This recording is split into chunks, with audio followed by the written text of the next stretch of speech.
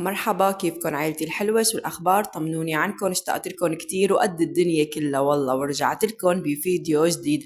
اليوم رح أشارك معكم روتين كله حماس، كله نشاط، فيه شغل، فيه ترتيب وتنظيم ومشتريات وتجديدات. فإن شاء الله رح تحبوا فيديو اليوم. تابعوني للنهاية، حطولي لايكات كتيرة وكتبولي تعليقاتكم الحلوة. اليوم حبيت اني ابدأ الفيديو معكم ونحن عم نعمل فطور. رح اساوي فكرة فطور كتير طيبة، وفي هيك يعني فائدة وبنفس الوقت فكرة جديدة. فان شاء الله رح تشوفوا الخطوات ورح اشرح كمان. بس تعالوا نجاوب على تعليق هاي الصبية. الصبية مثل ما واضح معكم يعني هي فاتحة قناة على اليوتيوب وعم تسألني يعني إنه شو هي سبب قلة المشاهدات. أول شي حبيبة قلبي، الله ييسر لك ويوفقك بمشروعك. هلأ شوفوا، بشكل عام حسب خبرتي، وأنا إلي عمر وسنين بهاليوتيوب وعدى على راسي الله وكيلكم مشكل وملون. إن كان نحن عم نشتغل باليوتيوب أو بأي شي بهالعالم، في شي اسمه تيسير وتعسير. ففي شغلات سبحان الله، في ناس بيفتحوا قناة بتلاقيهم من تاني يوم في عندهم مشاهدات، إن كان الناس داخلين عم بيتابعوهم بحب واهتمام، أو إنه العكس يعني داخلين لحتى شفتوا هلأ يعني هاي الفترة منتشر نماذج اللهم عافينا شي غريب عجيب. بتلاقوهم عم يعملوا شي مقرف، شي العفو منكم يعني، عم يعملوا شي غريب عجيب، عم يعملوا شي ملفت. ليش؟ من شان المشاهدات. ففي ناس بيلجأوا لهذا الشي لحتى يضربوا، لحتى يصيروا ترند. مثلا بتعمل شي غريب عجيب يعني، بتعرفوا انتوا انا بصراحة هيك ناس ما بتابعهم ولا حتى والله حفظاني اسم حدا منهم، بس انه يعني عندي فكرة عنهم. المهم انه بتلاقيها بتعمل شي غريب لحتى انه الناس يعني يصيروا يحكوا عنها، يي روحي شوفي فلانة شو بتعمل، تعي ما بعرف شو. فبتلاقوا ضربت إن كان باليوتيوب أو بأي مكان تاني بالسوشيال ميديا، وبتلاقوها صار في عندها تفاعل ومشاهدات وهي وصلت لغايتها يلي هي الربح، يلي هي بتلاقيها انه بعد فترة قلبت حياتها قلب. بس بصراحة أنا ما بفضل هيك شيء، يعني بحسه إنه يعني وين كرامتي بالموضوع؟ يعني عمرينا الدنيا وعمرينا المصاري، إذا أنا بدي تنهان كرامتي 0%. وفي ناس سبحان الله يعني بتلاقوا انه في عندهم حظ وبتضرب معهم من اول فيديو والناس بتحبهم وبتتابعهم. طيب تتركونا من هدول، تعالوا نشوف الناس يلي إلها سنين عم تتعب او انه بيفتحوا وبيلاقوا انه ما في عندهم تفاعل. في صبية قالت لي ما عندي لايكات، ما عندي تعليقات، ما عندي تفاعل، شو الحل؟ فان شاء الله انا بفيديو اليوم رح اعطيكي فكرة ان شاء الله تستفادي منها. قبل ما أكمل حكي، أنا هون حطيت سمنة رح أقلي فيها البطاطا اللي فرمتها بحبة ناعمة مثل ما شفتوا على نار هادية لحتى تستوي. بعد هيك بحط البيض وبعدين بحط الجبنة. عن جد يعني أطيب فكرة فطور ممكن تعملوه. أنا ليش خطرت على بالي؟ لأنه أنا هون كنت يعني متأخرة كتير، تقريبا شي الساعة 1. فقنا وزوجي كان في عنده شغل راح وإجا والولاد بالبيت، فقلت خلاص خليني أعمل شي بيناسب كفطور وكغدا. والدنيا شو بنار يعني، ما فينا هيك يعني انه نعمل اكلات دسمة دائما. فوالله حبيناها والحمد لله على نعم رب العالمين علينا. وحطيت جنبها شوية خضرة وشوية حواضر. منكمل حكي يا حبيبات قلبي. لحتى انت تنجحي، وطبعا هذا الشيء ما بيصير من اول يوم ماشي. اول شغله انت لازم تضلي دائما تنزلي باستمرار، ولازم تحددي موعد انه انا مثلا كل احد او كل تنين، او انه بنزل 4 مرات بالاسبوع، او انه يوم ايه يوم لا. وحاولي انك تنزلي بنفس الموعد، يعني الساعه 3 الساعه 4. هذا الشيء انا طبعا اكتشفته من جديد وسمعت عنه، انه بفيد بخوارزميات اليوتيوب، انه خلص هو بيصير بيقترح لك قناتك اكثر. ما بينساكي، مو انه انتم يعني مثلا كل اسبوع حتى تنزلوا فيديو كل اسبوعين. هذا الشيء طبعا اذا ما كان انه انت مشهوره كتير وعندك جمهورك وهيك، بيخلي الاقتراح عندك ضعيف كتير. وهذا طبعا احد اسباب انه انا قناتي ما فيها كان تفاعل. ليش؟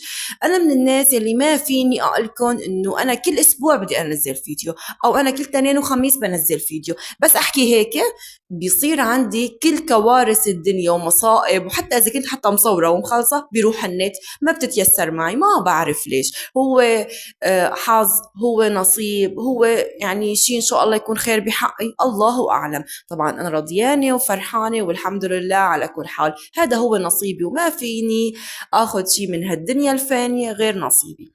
شغلة كتير مهمة إنه أنت لحتى يجيكي لايكات، لحتى يجيكي تفاعل، لازم تكوني أنت دائما على تواصل مع المتابعين، تعملي شيء يخلي المتابع يعلق لك من سؤال، من شيء بالفيديو يخلي المتابع يحب إنه يعلق لك، ماشي؟ وطبعا هذا كله بيرجع حسب الشخص، حسب أسلوبه، والمحبة هي رزق من عند رب العالمين. والله يا حبيبات قلبي، بالنسبة كمان لللايكات بدك يعني انت تشوفي انه بيجوز المتابع ما حب الفيديو، واذا هو حبه بيجوز يكون نسيان، فانت لازم تذكريه. على فكرة يعني احد الشروط انه انت لازم تذكري باللايك والاشتراك بكل فيديو، ماشي؟ لحتى طبعا المتابع يتذكر. يعني انا والله من الناس احيانا بنسى، يعني ممكن اشوف فيديو اطلع وما يخطر على بالي اني احط لايك، بكون مندمجة ملتهية ولاخره. وهيك شغلات. يعني شوفي انت اكيد يعني ما تقولي اليوم فتحت وبكره بدي انجح، خلص ركزي على المحتوى اكثر. يعني كيف؟ تعالي لحتى أقول لك أنا كيف بفكر، ويمكن هي لأول مرة أنا بحكيها يعني بهالصراحة. هي أنا بعرف كل سياسات اليوتيوبر، وفيني أعمل مثلهم كلهم، وفيني أعمل محتوى وتاني يوم يجيب مشاهدات بعنوان كاذب، بقصص مفبركة ولآخره. بس أنا مالي رايدة إني أطلع بهاي الطريقة. أنا صحيح مشاهداتي قليلة، بس أنا الحمد لله الحمد لله في عندي جمهوري، في عندي الناس اللي بتحبني، في عندي الناس اللي بتحكي باسمي، باحترامي، بأدبي، بأخلاقي، بمحتواي. بعمري ما كذبت عليكم لا بعنوان، ولا حتى استغليت أي حدا بهاليوتيوب، لا بأنه حطيت اسمه أو هاشتاج باسمه، أو حكيت لا بخير ولا بشر ولا مع أي حدا. حتى ما عندي أي تواصل مع حدا باليوتيوب.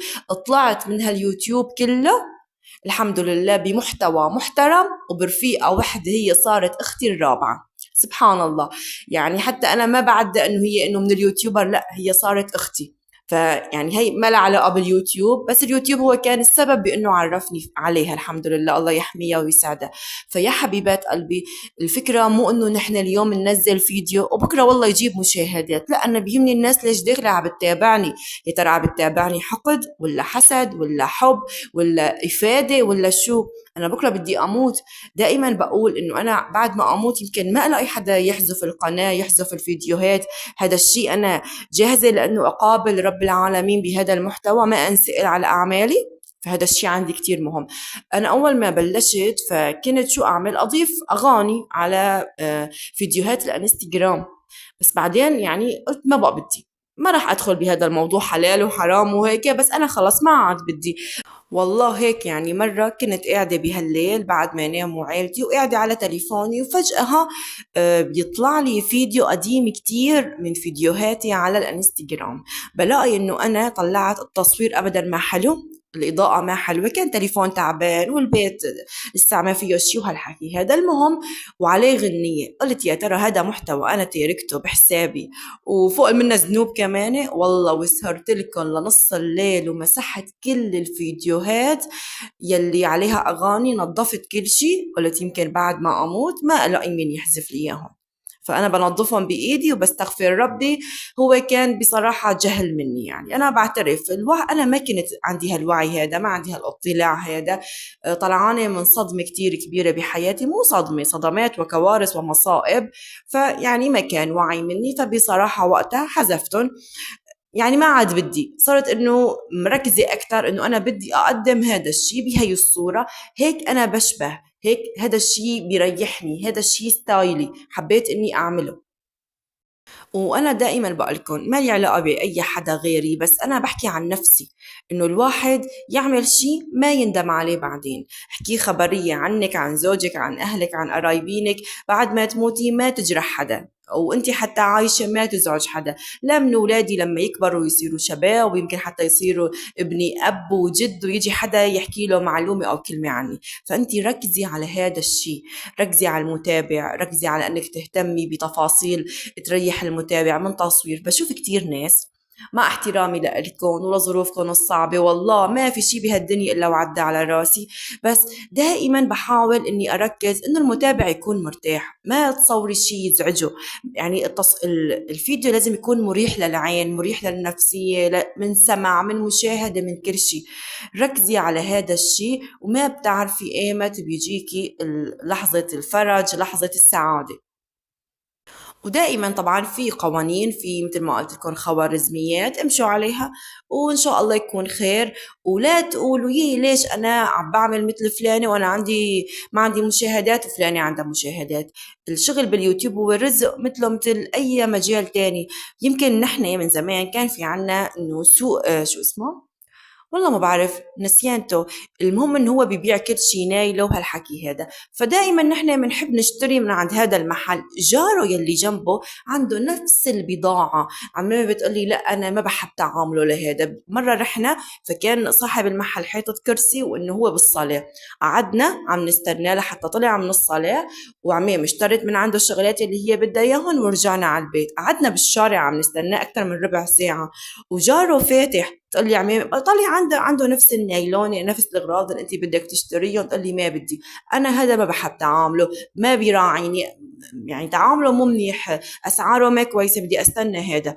محلين جنب بعضهم بنفس المنطقة، بنفس البضاعة، بس سبحان الله الناس بتحب هذا ما بتحب هذا.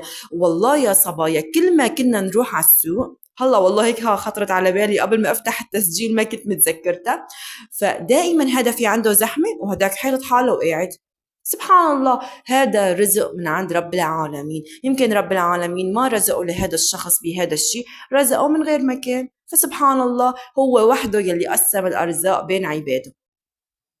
ولحتى نرتاح بهالدنيا الفانية يلي ما فيها شي مستاهل، لازم نرضى بقسمتنا ونصيبنا والشي يلي رب العالمين كتبه علينا.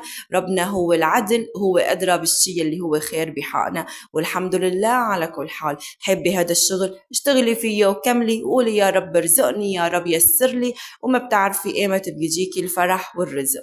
والحمد لله على كل حال، والله يرزقنا ويرزقكم رزق طيب يكفينا ويغنينا. هلا هون يا حبيبات قلبي مثل ما شفتوا كنت جايبة شوية مشتريات للبيت، وهيك عم بعملكم لايكات على الشغلات الطيبة، جربوهم كتير طبعا طيبات وبنصح فيهم. والحمد لله رب العالمين يلي رزقنا كل شي بحياتنا من غير حول مننا ولا قوة. والحمد لله على عطائه، وإن شاء الله إن شاء الله نبلغ رضائه. فهون شو عملت؟ طبعا كنت بالسوق رايحة بشتري شغلات، فلقيت هدول المزيتات يلي إلي زمان عم بدور عليهم عن جد. يعني طبعا ما لهم متوفرات بأي محل، أنا دورت كتير وفتلت كتير. فهون رحت لعند الماسة لقيتهم. أول هيك ما دخلت على المحل لقيتهم بوجهي، سبحان الله كتير كتير فرحت فاشتريتهم والحمد لله. هلا شوفوا هون بعد ما كنت عم بفتحهم معكم فاكتشفت انه في وحدة منهم اكلة هيك طرق من طرفها. طبعا انا هون صورت معكم وقفت التصوير، وتاني يوم راح زوجي بدل لي اياها. طبعا لانه يعني كان الطرق كتير هيك مأثر، طايره شقفه من البلور، وانا بصراحه ما انتبهت بالمحل، يعني كان زحمه كتير والاضاءه خفيفه لانه كنا يعني نازلين بوقت متاخر. ايه والله فبدلتها، وتاني يوم يعني كملت ليفتهم وعبيتهم. طبعا اي شيء بجيبه قبل ما استخدمه بحب اني اليفه، اتركه مفتوح فتره هيك على الهواء، وبعدين برجع بعبيهم يعني. والحمد لله على كل حال، شوي تانية بتشوفون ان شاء الله. وهلأ تعالوا نعمل الأكلة يلي ما رح نذكر اسمها، رح نسميها العشق. هذا نوع من أنواع المحاشي الحلبية التقليدية، اسمه محشي بالبرغل. طبعا نحن على الأغلب بنعمله بالباذنجان، يعني ما بنعمله لا بكوسة ولا بأي نوع خضرة تانية. والناس يلي بتقولي ليش بتقولي باذنجان، لأنه نحن بحلب بنقول باذنجان، وبالشام بيقولوا له باذنجان، وبغير مناطق ما بعرف شو بيقولوا له يعني. وبتريدوا كمان أقلكم يا بالعربية الفصحى تكرم عينكم. شو أعمل يعني، هي مصطلحاتنا. والحمد لله على كل حال. ويلي ما عاجبه مصطلحاتي فيه ما يسمعني، وما كل تعليق كل فيديو عليه نفس التعليقات. ما فينا نقول لشخص يي ليش انت طويل، ليش انت هيك قصيرة؟ ليش زوجك اقصر منك؟ ليش بيتك ما حلو؟ ليش انتوا فقيرين؟ ليش انت هيك بتحكي؟ ليش وجهك فيه حبوب؟ ليش هيك سمنانة؟ هي كلها أسئلة ما لها طعمة ولا لها وجود، لأنه ما أنا يلي خلقت حالي بهذا الصوت بهي اللهجة وبهي اللكنة وبهذا الشكل. هذا كله رب العالمين كتبه علي وأنا رضيانة وفرحانة. وطبعا يعني أكيد مو ضروري إنه أنا أعجب كل الناس بصراحة، يعني لأنه هذا الشيء بيكون كتير صعب، يعني مالي ملاك حتى أعجب كل الناس. إيه والله، فالله يصلحكم ويهديكم. بس المهم، فهذا النوع من المحاشي شغله شوي متعب لأنه فيه خضرة وفيه هيك. فأنا هون شو عملت؟ فرمت بندورة وبقدونس ونعناع وفليفلة، وحطيت كمان توم، حطيت فليفلة حمراء وفليفلة خضراء. فيكم تحطوا بصل، بس أنا ما حطيت بصل بصراحة، كان بدي أعمله من دون بصل، ماشي. وطبعا لازم نحط حمص مسلوق.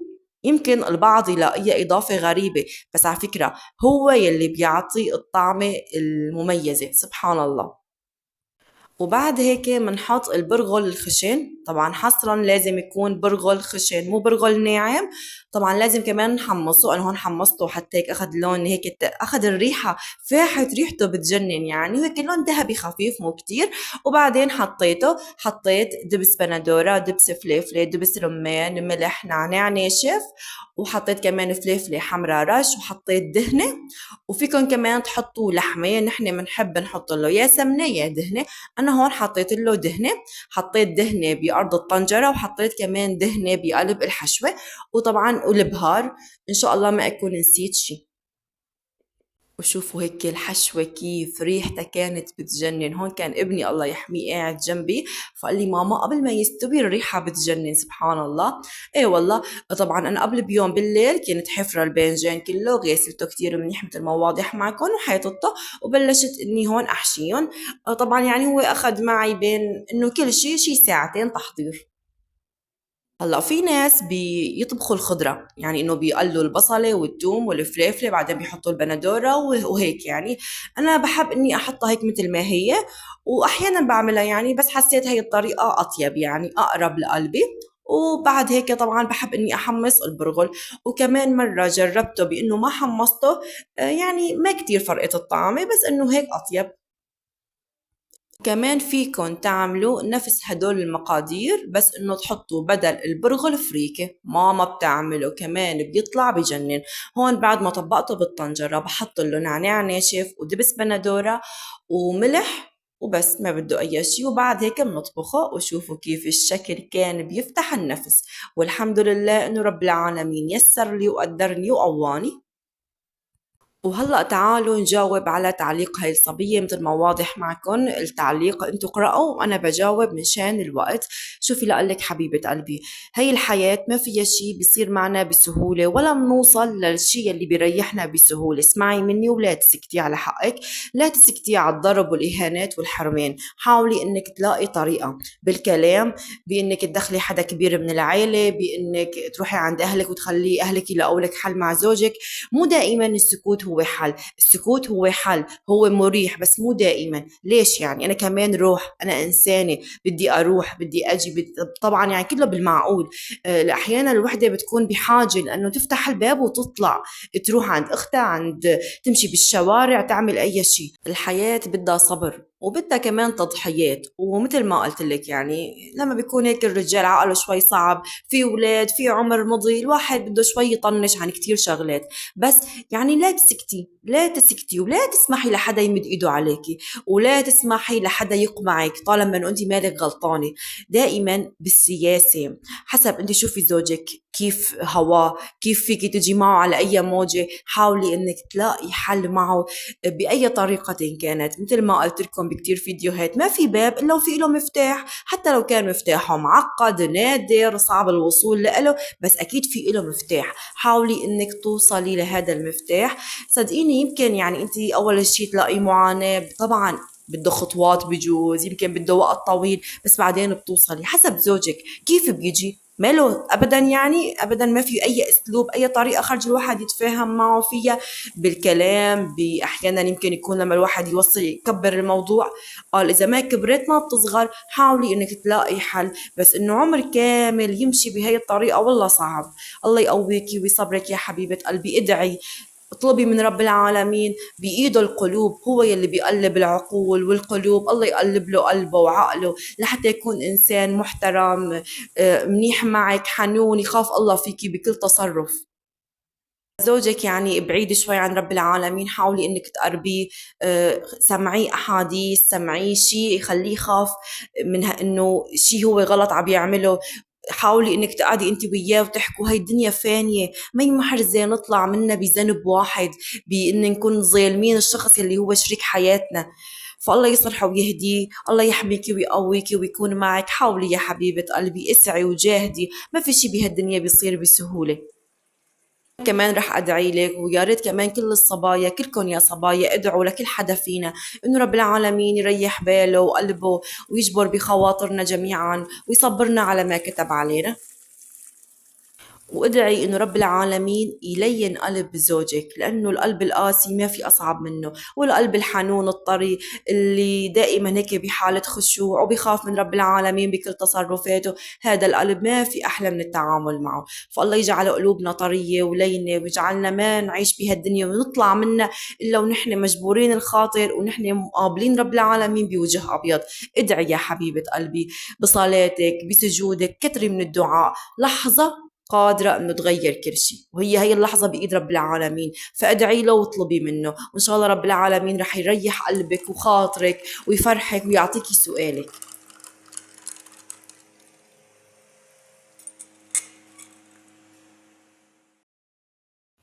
وبس هيك والله يا حبيبات قلبي، وصلت معكم لنهاية فيديو اليوم. إن شاء الله يا رب يكون حبيتوا الفيديو واستفدتوا واستمتعتوا. كتبولي بالتعليقات شو رأيكم، حبيتوا مشترياتي، حبيتوا الفيديو، شو رأيكم كمان بالطبخة، شو رأيكم بطريقتي بالطبخة، وانتم بتطبخوها هيك مثلي ولا كيف.